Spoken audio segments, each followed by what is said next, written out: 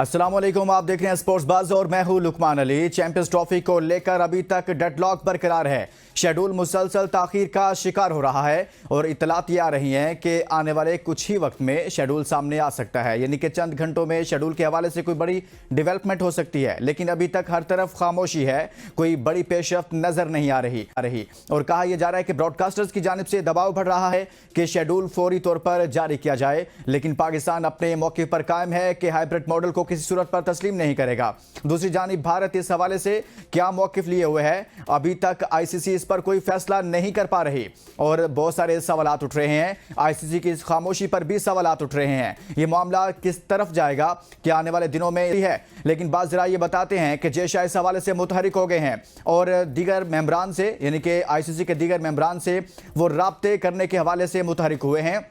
क्या ये मामला अब वोटिंग की तरफ जाएगा? अगर ये मामला वोटिंग की तरफ जाएगा तो फिर क्या होगा, इस पर आज के प्रोग्राम में बात करेंगे कि पाकिस्तान की इसमें पोजीशन क्या होगी। अगर मामला वोटिंग की तरफ चला जाता है तो बाकी बोर्ड के मेंबरान क्या पाकिस्तान को सपोर्ट करेंगे या नहीं करेंगे, या फिर कोई और चीज़ इस वक्त आगे बढ़ रही है, किसी और तरफ पेशरफ्त हो रही है, इस पर बात करेंगे। लेकिन साथ ही आपके सामने रखेंगे पाकिस्तान का मिशन ऑस्ट्रेलिया मुकम्मल होने के बाद अब मिशन जिम्बाब्वे है, जिसमें पाकिस्तान का पहला ओडीआई मैच और इस मैच के हवाले से पाकिस्तान की प्लेइंग 11 जिसमें बहुत सारे नए लड़कों को मौके दिए जा रहे हैं, बहुत सारे लड़कों का कम बैक हो रहा है और एक लंबे अरसे के बाद कहा यह जा रहा है कि शाहनवाज धानी भी इस मुमकिना प्लेइंग 11 का हिस्सा है, जिसमें अब्दुल्ला शफीक, साइम अयूब, हसीबुल्ला, कामरान गुलाम, मोहम्मद रिजवान, सलमान अली आगा और इसी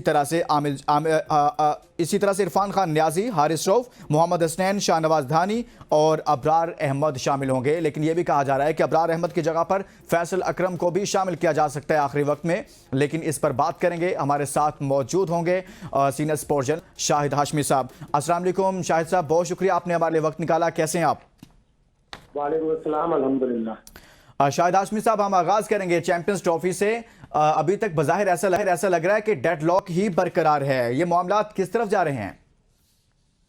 वाकई डेडलॉक है और बिल्कुल खामोशी चाहिए आईसीसी की तरफ। आईसीसी के दफ्तर में दुबई में जो भी कॉल्स की जा रही हैं, जो भी ईमेल्स की जा रही हैं, उनका जवाब नहीं दे रहे हैं। वो सहाफियों को, मीडिया के सामने भी नहीं आ रहे। 2 दिन पहले जय शाह साहब जो है, जो भारतीय क्रिकेट बोर्ड के सेक्रेटरी और 1 दिसंबर से आईसीसी की जो चेयरमैन हो जाएंगे, वो भी दुबई में थे एशिया कप के ई ऑप्शन की सेल के लिए। लेकिन वो भी जाहिर है 2025 में भारत में होना है, वो भी पाकिस्तान की शिरकत से मशरूत होगा। तो ब्रॉडकास्टर का भी प्रेशर है। अगले 1-2 दिन में उम्मीद यह है कि आईसीसी पाकिस्तान के उस ईमेल का जवाब देगा जो पाकिस्तान ने की थी और कहा था कि भारत हमें बताए कि उनको क्या तहफ्फुज़ात हैं, हमसे डायरेक्ट बात करें। जैसा आपने कहा कि वोटिंग पर यूजुअली मामला जाता नहीं, लेकिन अगर इतना तासुल रहा और अगर वोटिंग पे गया तो फिर पाकिस्तान के लिए मसाइल होंगे। इसलिए कि जितने भी बड़े बोर्ड हैं वो भारत का ही साथ देंगे। भारत अपने पैसे की बुनियाद पर सारे फैसले करवा लेता है और सारी जितनी भी चीजें वो मनवा लेता है। तो अभी तासुल है, लेकिन अगले 1-2 दिन में कुछ चीज यकीनन सामने आए। ऐसा हो सकता है सर, क्या चैंपियंस ट्रॉफी सिरे से कैंसिल ही हो जाए? जिस तरह से अभी खामोशी है, डेडलॉक है, कोई बातचीत नहीं हो रही, तो इस तरह का भी कोई फैसला सामने आ सकता है? बिल्कुल, यही 2 ऑप्शन है। देखें, एक तो ये कि पाकिस्तान हाइब्रिड मॉडल पे मान जाए, जैसे कि भारत के बगैर तो चैंपियंस ट्रॉफी नहीं हो सकती। उन्हीं का पैसा है, उन्हीं का ब्रॉडकास्टर है, उनकी बहुत ज्यादा चलती है, तो भारत के बगैर तो नहीं हो सकता। ये एक हाइब्रिड मॉडल वाला ऑप्शन है। और एक दूसरा ये मामला है कि पाकिस्तान ये आईसीसी जो है उसको चैंपियंस ट्रॉफी को मनसूख कर दे गैर मुय्यना मुद्दत के लिए, और इस वक्त तक जब तक ये पाक भारत तनाज़ा हल नहीं हो जाता। कुछ लोग ये भी कह रहे हैं कि चूंकि महाराष्ट्र में इलेक्शन हुए हैं 20 नवंबर को और उसके रिजल्ट 23 नवंबर को आएंगे, उस रिजल्ट के बाद कुछ इम्कान है कि शायद भारत रिलेंट करे, कुछ नरमी इख्तियार करे और शायद अपनी टीम भेज दे। लेकिन ये कहना अभी कबल वक्त, यानी कि इससे ये तासुर मिल रहा है कि शाहिद हाशमी साहब के भारतीय हुकूमत इसको सियासी पॉइंट स्कोरिंग के तौर पर भी इस्तेमाल करना चाहती है। लेकिन क्या ऐसा मुमकिन है कि भारत या पाकिस्तान दोनों में से किसी एक के बगैर चैंपियंस ट्रॉफी का इनेकाद हो सकता है? देखिए, दोनों आम मुल्क हैं। भारत तो बहुत ज्यादा आम मुल्क है। 80% जो आईसीसी का पैसा है वो भारत से आता है, ब्रॉडकास्टर भी भारत का है, तो भारत के बगैर तो नहीं हो सकता। और पाकिस्तान के बगैर भी जाहिर इसका इम्कान बहुत ही कम है, इसलिए कि पाक भारत मैच ही असल में रेवेन्यू प्रोड्यूस करता है। लेकिन अगर आईसीसी ने ये सोच लिया, पाकिस्तान ने पुल आउट कर दिया, तो ये तो मुमकिन हो सकता है। लेकिन इसके भी इम्कान बहुत ही कम है। इसलिए कि पाकिस्तान भी एक अहम मुल्क है, चैंपियंस ट्रॉफी का डिफेंडिंग चैंपियन है और उसके और भारत के मैच से ज्यादातर रेवेन्यू जनरेट होता है। तो आईसीसी मुश्किलात का शिकार है। ये तारतुल उसको भी तंग कर रहा है, ब्रॉडकास्टर को भी तंग कर रहा है और दीगर मुल्कों के लिए भी ये एक बड़ी थका देने वाली, बड़ी रंज में मुब्तला करने वाली चीज है।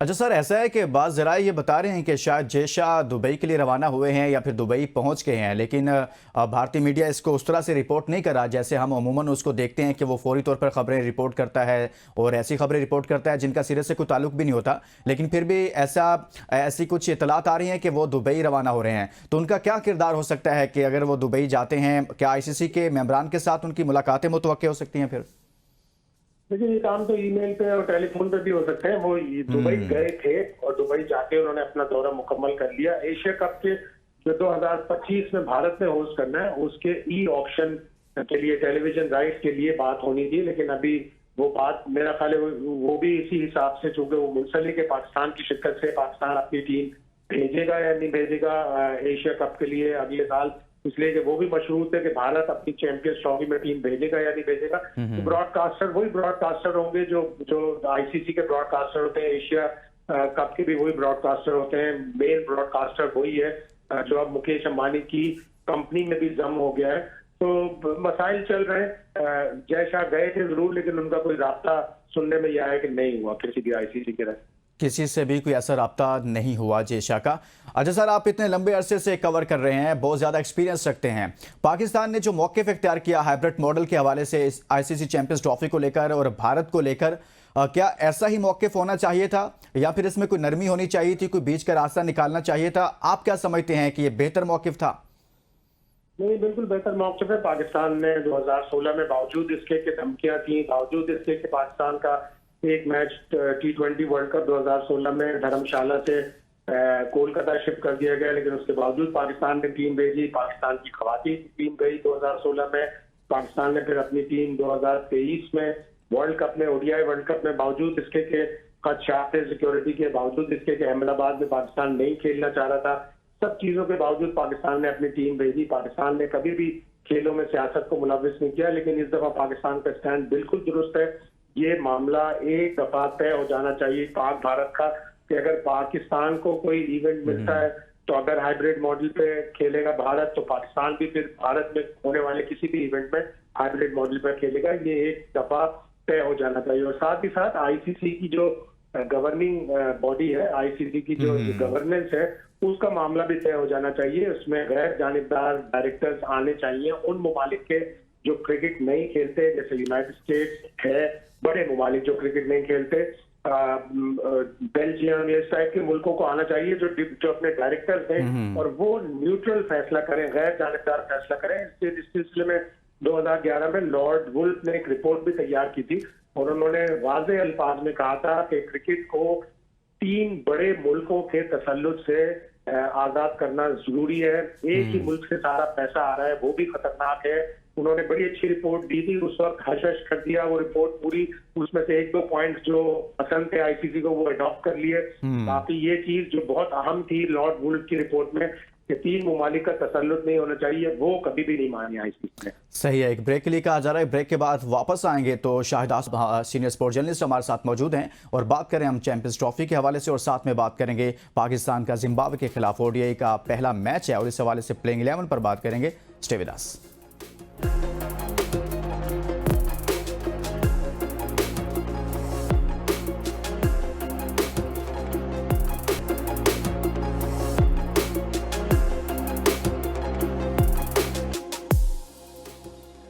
Welcome back. हम बात करें चैंपियंस ट्रॉफी के हवाले से और चैंपियंस ट्रॉफी पर आईसीसी की मुकम्मल खामोशी है, लेकिन भारत इनकार कर चुका है और पाकिस्तान सख्त जवाब दे चुका है। Senior sports journalist Shahid Hashmi साहब हमारे साथ मौजूद हैं, उनसे हम बात कर रहे हैं। शाहिद हाशमी साहब, अगर हम देखें भारतीय टीम पाकिस्तान में तकरीबन अब तक 8 टूर कर चुकी है। किसी एक टूर में भी, किसी एक मैच में भी, किसी एक सीरीज में भी कोई ऐसा नाखुशगवार वाकया पेश नहीं आया, किसी ने पत्थर तक नहीं मारा।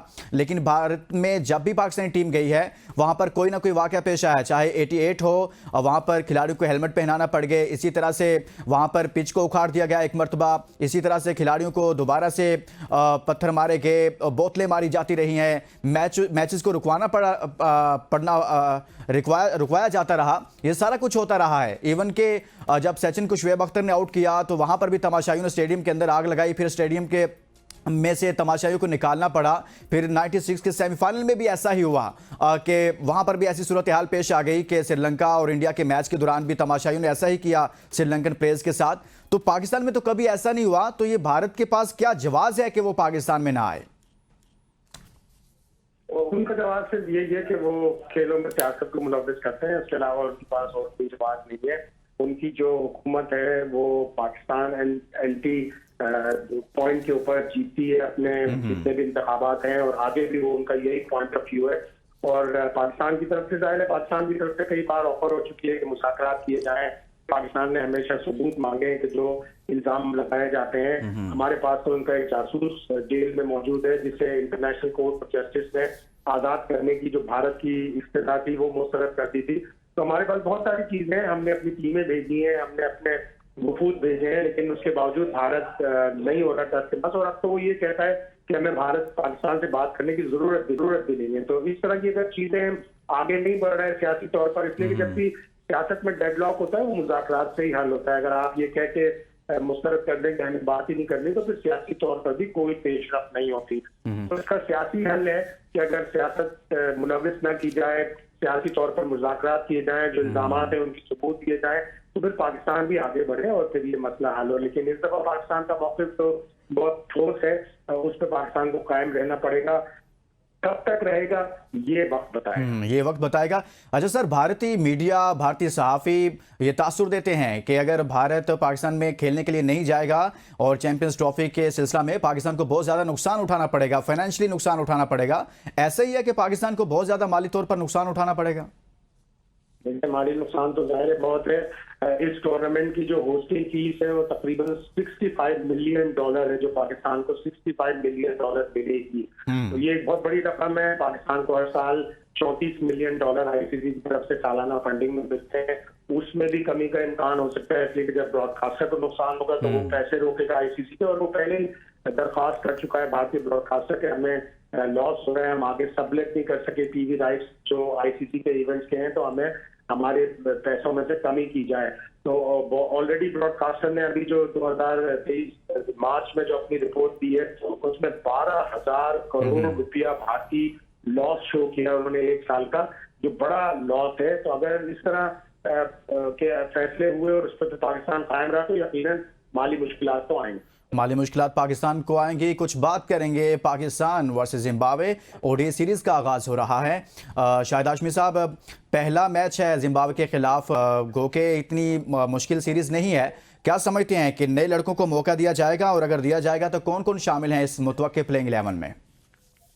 देखिए, काफी नए लड़के लिए हैं पाकिस्तान ने, लेकिन पाकिस्तान ने अभी ऑस्ट्रेलिया में वनडे सीरीज तो बहुत अच्छी खेली, T20 बहुत बुरी खेली, लेकिन वनडे सीरीज बहुत अच्छी खेली है। कुछ नए लड़के हैं जिनमें फैसल अकरम है, वो बगैर खेले ऑस्ट्रेलिया से वापस चले गए, उनको मौका मिलना चाहिए। वो डोमेस्टिक क्रिकेट में उनकी रेड बॉल में ज्यादा अच्छी परफॉर्मेंस है, व्हाइट बॉल में इतनी नहीं है, लेकिन उनको सेलेक्ट किया है, उनको मौका देना चाहिए। अरफात मिन्हाज है, उमैर बिन यूसुफ है, ये दोनों व्हाइट बॉल की क्रिकेट की मैं बता रहा हूँ, T20 और वनडे दोनों में जाके, तो इन लड़कों को चांस मिलना चाहिए। लेकिन मेरे हिसाब से भी अभी जिम्बाब्वे की टीम बहुत बेहतर हुई है। उनके लिए उन्होंने शॉन अरविंद को वापस लिया है, उन्होंने शॉन विलियम्स को वापस लिया है, सिकंदर रजा उनके बहुत अच्छे प्लेयर है, उनकी फास्ट बॉलिंग बहुत अच्छी है। तो पाकिस्तान को मुश्किलात होंगी, ये सीरीज इतनी आसान नहीं होगी, इसलिए कि पाकिस्तान भी काफी तजुर्बात करता है। अच्छा, शाहनवाज धानी को भी स्क्वाड में रखा गया है और लंबे अरसे से वो स्क्वाड का हिस्सा नहीं है, टीम का हिस्सा नहीं है, प्लेइंग 11 का हिस्सा नहीं है, उनको भी अब स्क्वाड में शामिल किया गया है काफी अरसे के बाद। तो क्या देखते हैं कि उनको भी मौका मिलना चाहिए?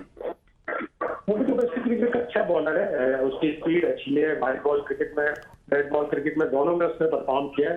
पर वो थोड़ा अपने फिटनेस को और अपने जो डिसिप्लिन है उसको अगर बेहतर रखे, कंसिस्टेंसी रखे, तो यकीनन वो भी पाकिस्तान के लिए एक अच्छा फास्ट बॉलर बन सकता है।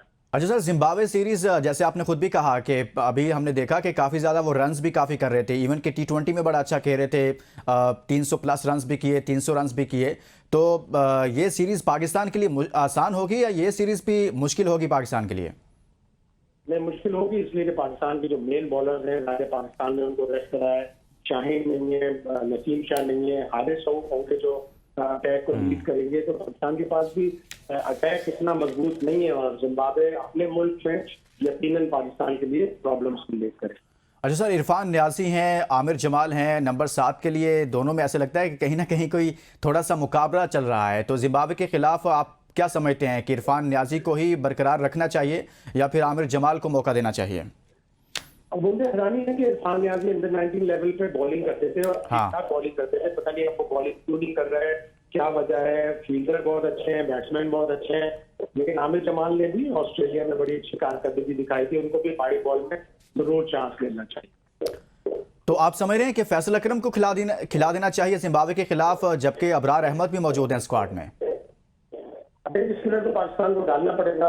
जाहिर है अबरार की के पास एक्सपीरियंस है, वो खेला हुआ है पाकिस्तान के लिए, शायद उसको प्रेफरेंस मिले।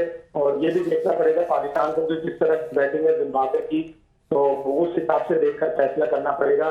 दोनों में से किसी एक को तो खिलाना चाहिए, इसलिए कि हमने ऑस्ट्रेलिया में देखा कि रिजवान का ज्यादा साफ बॉलर था, उन्होंने स्पिनर्स को ज्यादा मौका नहीं दिया। अच्छा सर, ऐसा है कि सलमान अली आगा पर हमारी मौजूदा सिलेक्शन कमेटी लगता है कि काफ़ी ज़्यादा इन्हसार कर रही है और काफ़ी ज़्यादा उस सलमान अली आगा को लेकर पुरएतमाद दिखाई देती है, मगर अभी हमने देखा कि ऑस्ट्रेलिया में तो वो बतौर बैट्समैन अच्छा परफॉर्म नहीं कर पाए। तो इस हवाले से क्या होना चाहिए कि सलमान अली आगा को मज़ीद मौके देने चाहिए? अभी तो शुरू हुआ है, उसने सिर्फ 3 ही मैच खेले हैं। T20 का फॉर्मेट ऐसा था जिसमें नहीं खेला था, लेकिन PSL में वो इस्लामाबाद यूनाइटेड के लिए बड़े अच्छे रन बनाए थे। गालिबन दूसरे या तीसरे नंबर पे था वो इस्लामाबाद यूनाइटेड की तरफ से। 300 प्लस उसने PSL के नवे एडिशन में बनाए थे। तो प्लेयर अच्छा है वो रेड बॉल में और ODI क्रिकेट में बहुत अच्छा है।